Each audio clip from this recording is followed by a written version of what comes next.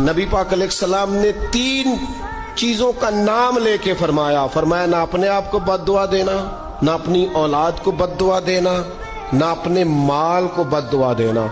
ऐसा ना हो कि जब तुम वो दुआ कर रहे हो तो वक्त कबूलियत का हो। कभी भी अपनी औलाद को, अपने आप को, अपने अमवाल को बद्दुआ ना दो।